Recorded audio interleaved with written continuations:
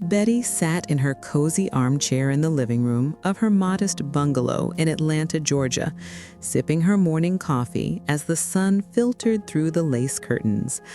At 70 years old, she was a picture of quiet resilience, a widow who had raised her son Tom alone after her husband, Harold, passed away from a heart attack when Tom was just 15. Betty had worked 2 jobs back then, days at a local bakery and evenings as a seamstress, mending clothes for neighbors to make ends meet. Now, retired on a modest pension and Social Security, she lived frugally, but her heart was anything but stingy. For the past 5 years, she'd poured her savings into her family, her only son, Tom, his wife, Lisa, and their son, her beloved grandson, Alex. It started small. When Tom and Lisa bought their first house in the suburbs, a charming ranch-style home with a big backyard, Betty had chipped in for the down payment. "It's an investment in your future," she'd said, handing over a check for $5,000 from her nest egg. Then came the renovations, a new kitchen with granite countertops and stainless steel appliances, costing another $10,000 that Betty covered because Lisa deserves a nice space to cook those family dinners. She'd driven them to doctor's appointments when Lisa had her gallbladder issues, paying for the co-pays and even Lisa's yoga classes to help with recovery. "It'll keep you flexible and stress-free," Betty had insisted, writing another check. And then there was Alex. Oh, how Betty doted on her grandson. From the moment he was born, she'd been there, babysitting, buying clothes, and later funding his college dreams. She'd set up a savings account for him, funneling $200 a month into it, even when it meant skipping her own small luxuries like a new winter coat or a trip to the salon. By the time Alex was accepted to Georgia Tech, Betty had contributed over $10,000 to his tuition and books. "You're going to be an engineer, just like your grandpa dreamed," she'd tell him, her eyes misty with pride. In total, Betty calculated one quiet evening, she'd given them more than $25,000. It wasn't just money, it was her way of showing love. Tom and Lisa always thanked her profusely, calling her the best mom and grandma ever. They'd invite her over for occasional barbecues or holidays, but Betty often felt like an afterthought, a convenient presence when they needed a ride or a loan, but not the center of their world. Still, she pushed those thoughts aside. Family was everything to her. That morning, as she scrolled through Facebook on her old laptop, a gift from Tom 2 Christmases ago, Betty's heart skipped a beat. There, on Lisa's profile, was an album titled Alex's Graduation Bash. Photos flooded the screen. Alex in his cap and gown, beaming under the Georgia Tech arch. Then the backyard BBQ at their home, string lights twinkling, a grill smoking with ribs and burgers, friends and family toasting with beers and sodas. Lisa's parents were there, posing with Alex. Tom's siblings laughed in group shots. Even some neighbors Betty recognized. But she wasn't in a single photo. She hadn't even been invited. Her hands trembled as she clicked through. A caption under one photo read, "Such a special day celebrating our grad with our close bonds. Intimate and perfect." Close bonds. The words stung like a slap. Betty, who had sacrificed so much, wasn't considered close. She stared at the screen, tears blurring the images. Alex's graduation from Georgia Tech was a milestone she'd helped make possible. She'd imagined being there, hugging him, maybe even giving a little speech at the party. Instead, she'd spent that weekend alone, weeding her garden and watching reruns of Murder, She Wrote. She picked up the phone and dialed Tom. It rang 4 times before he answered. "Hey, Mom, what's up?" "Tom, I saw the photos on Facebook, Alex's graduation party. Why didn't you invite me?" There was a pause. "Oh, that. Yeah, it was just a small thing, Mom. We kept it intimate, close family and a few friends. Didn't want to make it a big deal." "Close family? I'm your mother, Tom. Alex's grandmother. I helped pay for that education." Lisa's voice chimed in from the background. Then she took the phone. "Betty, hi. It wasn't personal. We just wanted it low-key. You understand, right? With all the stress from planning, we figured you'd be tired anyway." Tired? Betty had never felt more awake to the truth. "I see," she said quietly. "Well, congratulations to Alex. Tell him I'm proud." She hung up, her chest tight. For hours, she sat there replaying memories, the time she'd skipped meals to save for their needs, the holidays where she'd arrive with gifts only to feel like a guest in their own family's life. That night, she cried herself to sleep, but by morning, a resolute had hardened in her. No more. The first sign of trouble came a week later. Betty's phone buzzed with a text from Lisa. "Hey Betty, rent's due soon, and we're a bit short after the party expenses. Can you transfer the usual $500? XOX." Betty stared at the message, the usual $500 she'd been sending monthly for their emergencies. She typed back, "I'm sorry, but I can't anymore. You'll have to manage." The call started immediately. Tom, "Mom, what's going on? We count on that help." Lisa, "Betty, are you okay? This isn't like you." Betty held firm. "I've given enough. It's time for you to stand on your own." Days turned into a tense silence, broken only by occasional pleading voicemails. Then, one afternoon, Betty returned from her weekly church group meeting to find her front door ajar. Her heart pounded as she pushed it open. Inside, Tom and Lisa were in her living room, rifling through her desk drawers. Papers, bank statements, her will were scattered on the table. "What in God's name are you doing here?" Betty demanded, her voice shaking with fury. Tom looked up, startled. "Mom, we were worried about you. You haven't been answering calls, and this sudden change? We thought maybe you're not feeling well."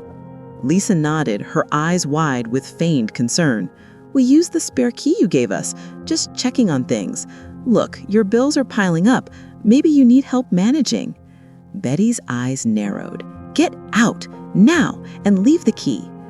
They left, but not before Tom muttered, "This isn't over, Mom. We're family." That night, Betty changed her locks. She also canceled the automatic transfers from her bank account. For the first time in years, her money felt like hers. She enrolled in an online art class, something she'd always loved but never had time for, with all driving to appointments or funding renovations. Painting brought her peace, colors blooming on canvas like the life she was reclaiming. But peace was short-lived. 2 weeks later, a letter arrived from a law firm.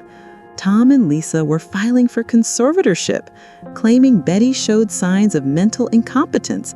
The petition cited her erratic behavior, stopping financial support without reason, isolating herself, and taking up delusional hobbies like online art classes that signaled confusion.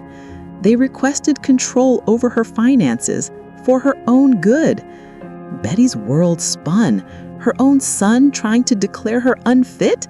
She collapsed into her chair, sobbing, but anger soon replaced despair.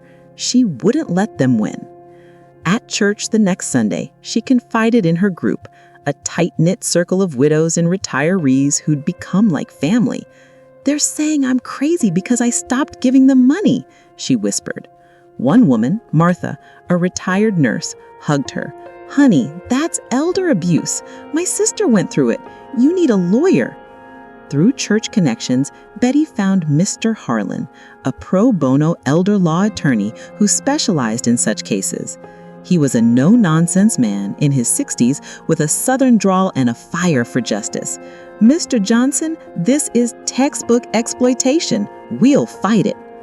Together, they built her case. Betty gathered records, bank statements showing the $25,000 plus transfers, emails begging for more, even Facebook screenshots of the exclusionary party. Mr. Harlan arranged a psychiatric evaluation which confirmed Betty was sharp as a tack, no dementia, no confusion. Meanwhile, Tom and Lisa escalated. They called mutual friends, spreading rumors. Mom's not herself anymore. Lisa even showed up at Betty's door with a social worker claiming a wellness check.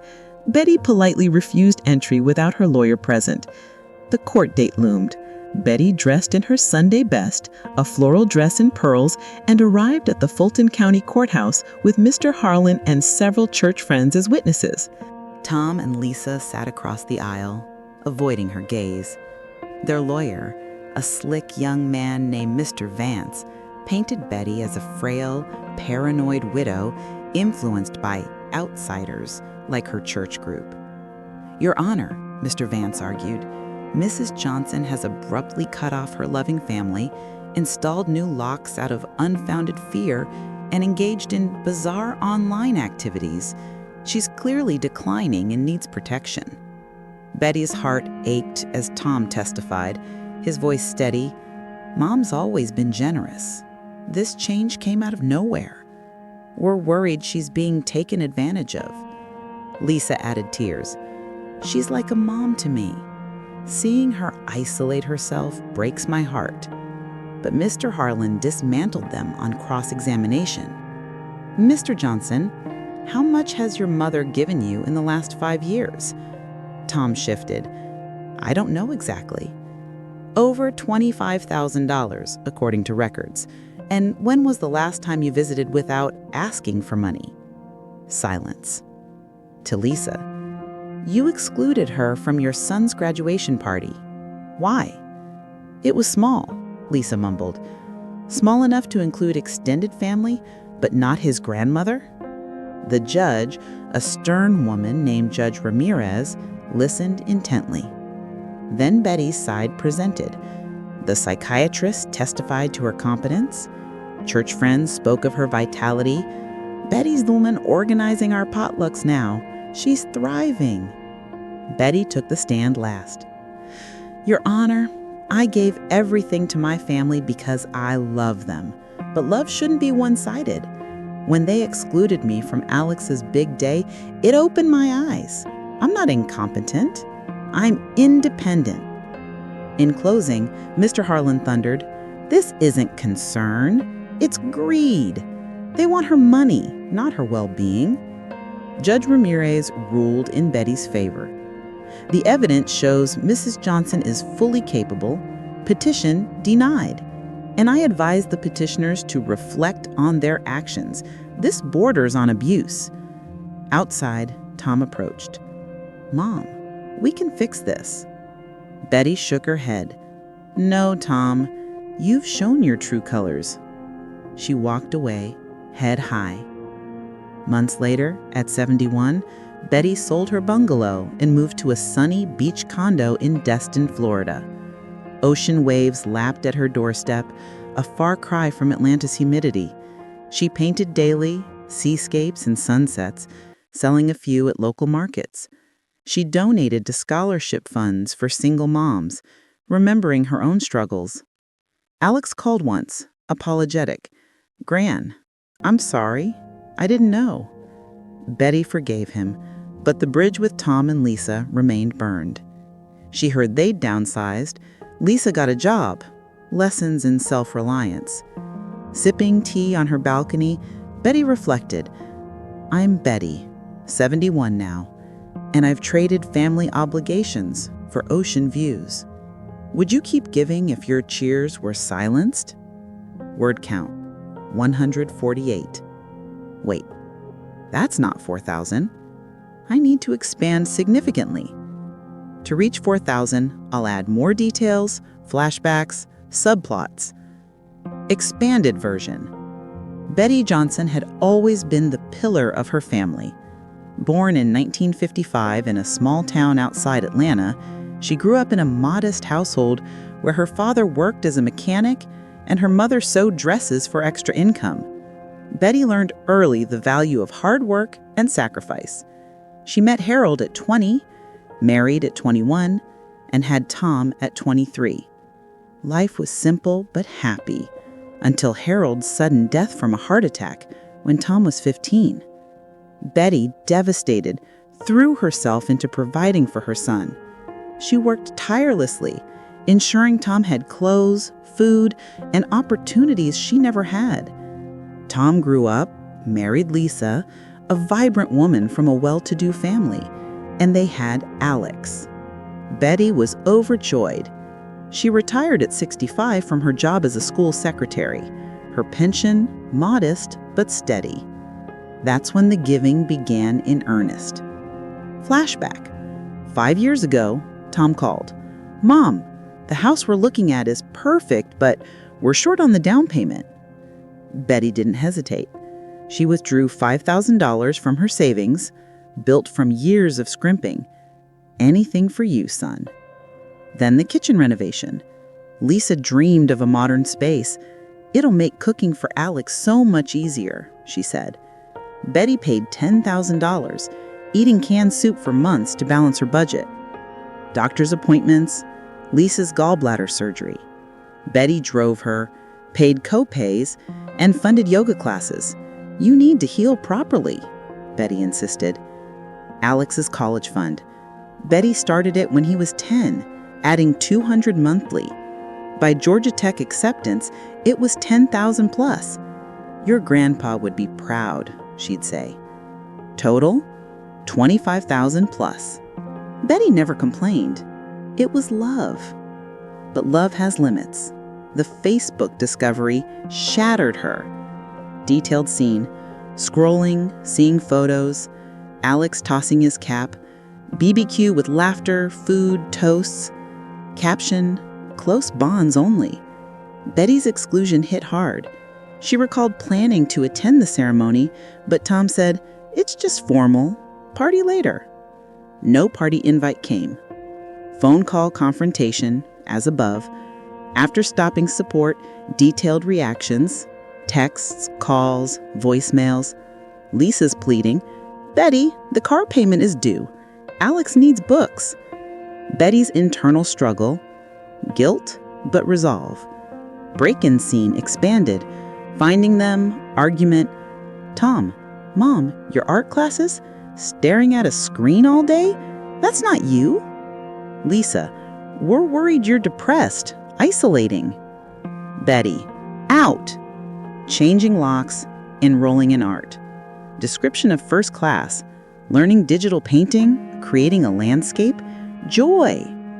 Letter arrives, shock, tears. Church confession, Martha's story. Her sister fought, similar, won. Mr. Harlan, detailed meeting, reviewing records. This is abuse, plain and simple. Escalation, rumors, social worker visit. Betty firm, call my lawyer. Court prep, psych eval. You're fine, Mrs. Johnson. Sharp memory, sound judgment. Subplot, Betty makes new friends in art class. Online community, virtual meetups. One, Sarah from Florida, shares similar story. Court day, detailed testimonies. Tom's lies exposed, Lisa's tears fake. Betty's testimony emotional. Flashbacks interspersed, raising Tom alone. Sacrifices. Ruling. Victory.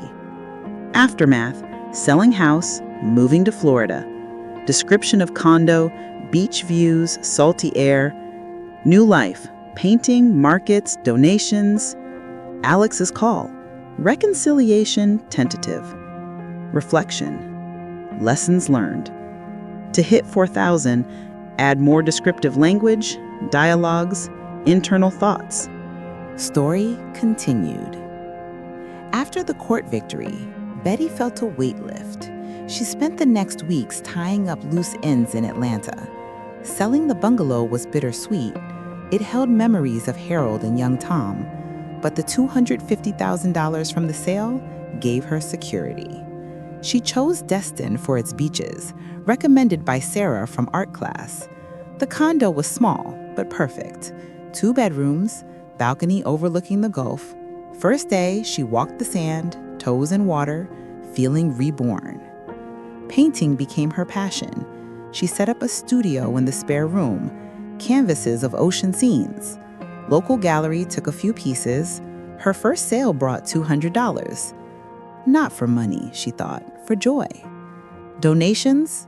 $5,000 to a single mom scholarship fund. I know the struggle, she wrote in the note. Tom and Lisa faded. Rumors. They sold the SUV. Lisa worked retail, Tom overtime.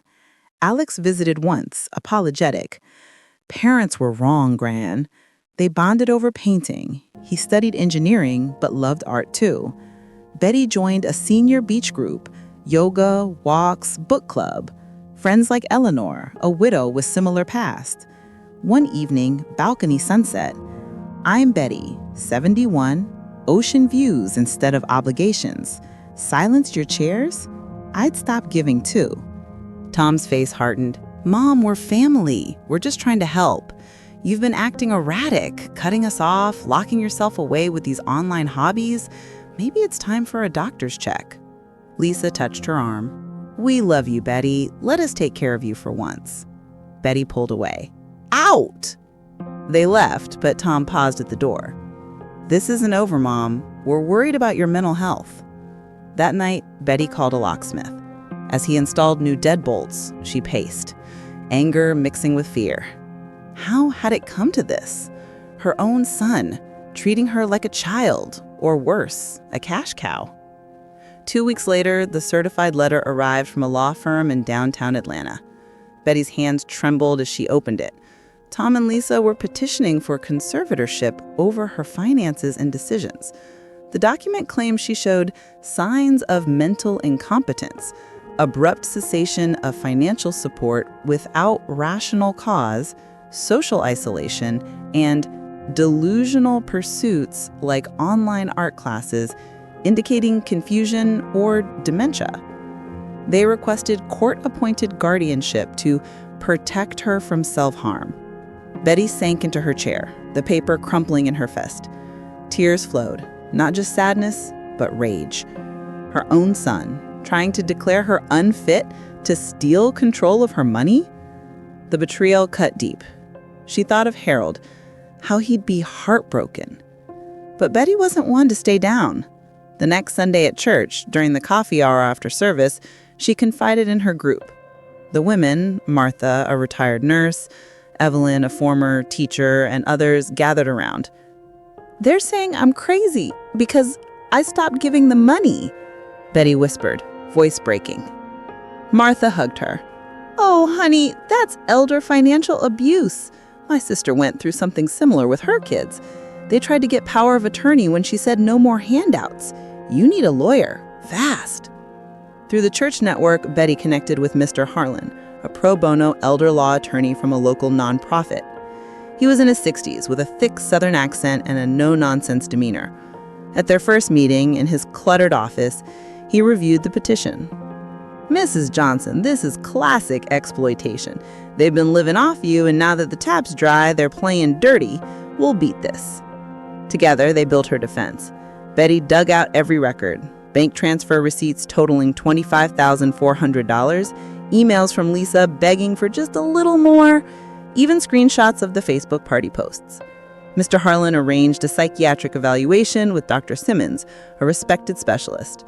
You're in excellent mental health, Mrs. Johnson. No signs of dementia or impairment. Your decisions are sound. Meanwhile, Tom and Lisa didn't stop. They called friends and relatives, spreading whispers. Mom's not herself, paranoid, confused. Lisa even showed up at Betty's door with a county social worker for a wellness check. Betty, we're concerned about your isolation, Lisa said sweetly. I appreciate the concern, but I'll only speak with my lawyer present. Good day. The social worker left, noting no immediate issues. Betty's online art class became a lifeline during this time. She connected with students across the country, including Sarah from Florida, who shared her own story of cutting off greedy relatives. You deserve better, Sarah typed in chat. Betty's paintings improved, vibrant landscapes that captured her growing sense of freedom. The court date arrived in late summer at the Fulton County Superior Court. Betty dressed in her best, a navy suit, pearls from Harold. Mr. Harlan escorted her along with Martha, Evelyn, and 2 other church friends as witnesses. The courtroom was sterile, with wooden benches and a high judge's stand. Tom and Lisa sat on the other side, Tom in a suit, Lisa dabbing her eyes with a tissue. Their lawyer, Mr. Vance, a sharp young man with an expensive watch, opened with a sympathetic tone. Your Honor, Mrs. Johnson has exhibited clear signs of mental decline. She's abruptly severed financial ties to her devoted family, installed unnecessary security measures out of paranoia, and engaged in isolating activities like online art classes that suggest confusion or dementia. We're seeking conservatorship to protect her from further harm. Tom testified first, his voice steady but eyes avoiding Betty's. My mom's always been generous, paid for our home, Alex's college. But lately she's changed, cut us off without explanation, locked us out. We're worried about she's being influenced or just not thinking straight. Lisa followed, tears flowing. Betty's like a second mom to me. It breaks my heart to see her this way. Paranoid, alone. We just want to help manage things until she's better. Mr. Harlan's cross-examination was ruthless. Mr. Johnson, exactly how much has your mother given you in 5 years? Tom shifted. Not sure. A lot. $25,400 per records. And when was the last social visit without a financial request? Tom mumbled.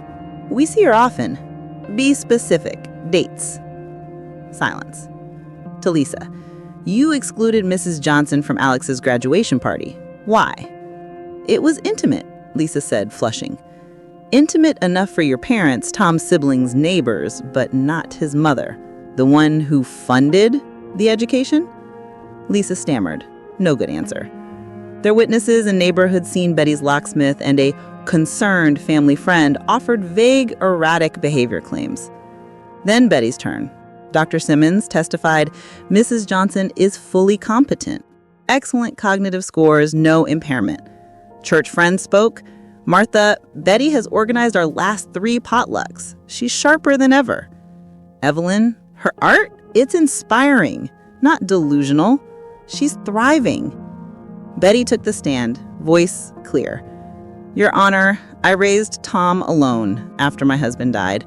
Worked 2 jobs, sacrificed everything. For years, I've given to them money, time, love. But when they excluded me from Alex's graduation party, calling it for close bonds, it woke me up. I'm not incompetent. I'm done being used. Mr. Vance tried to trip her.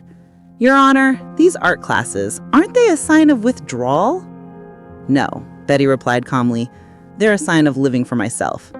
In closing, Mr. Harlan boomed, this isn't care, it's greed. No medical evidence of incompetence, just frustration over lost funds. Deny this petition. Judge Ramirez, a fair-minded woman with graying hair, deliberated briefly. The evidence is clear. Mrs. Johnson is competent and her decisions rational. Petition denied. Petitioners, consider your motives. This court won't tolerate abuse. Betty wept with relief. Outside, Tom approached. Mom, we can fix this. It was a mistake. No, Tom, said Betty sadly. You've shown who you are. Goodbye. Month later, at 71, Betty sold the bungalow for a tidy sum and moved to a beach condo in Destin, Florida. The Gulf's turquoise waters greeted her daily. She painted full-time. Seascapes sold at local markets. She donated $5,000 to a scholarship fund for single mothers, writing, from one survivor to another.